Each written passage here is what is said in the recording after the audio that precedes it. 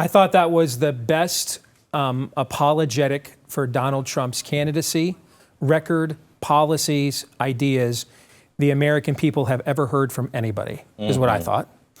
I think if the president is, the former president is smart, that will be the last word.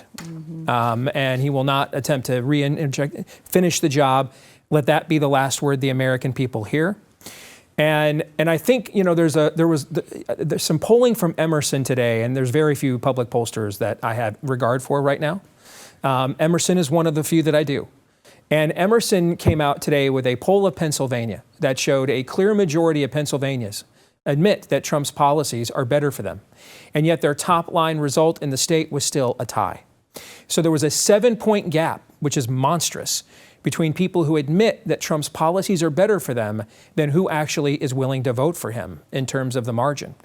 And I think, you know, we could sit here, and I'm getting it from some of my ideological buddies around the country, and I'm usually in this camp. We could have hit him harder there, could have hit him harder here, could have hit him harder there. But the number one thing that JD Vance did tonight with his presidential posture, presence, he made Donald Trump something he is not to a majority of the American people: accessible. And I think that... And stable. Yes, and what he did, that entire presentation tonight, the fact he could have, when we were talking, Jill, before the debate, I was concerned he was going to just beat him up too bad. I don't think Tim Walz did that bad at all. He was shaky at the start. I think from a substance standpoint, he even won a couple of rounds. But if I could use a baseball analogy, because my Tigers are in the playoffs, Tim Walz is a solid Bill Buckner, perennial Major League Baseball starting first baseman. What you saw here tonight was Stan Musial, Lou Gehrig, Miguel Cabrera level talent at the same position. I am not comparing Vance to Walz.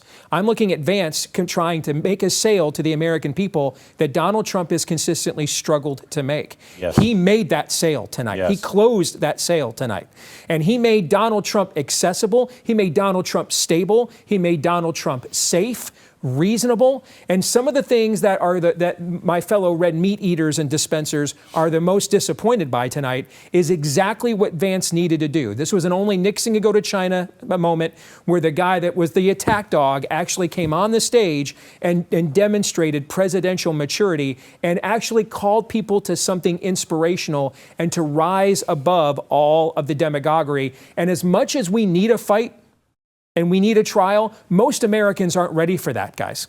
They're not. Most Americans just want to believe that it's morning in America again, that it can be, that we can have a return to normalcy, that it's safe again, and he provided that tonight.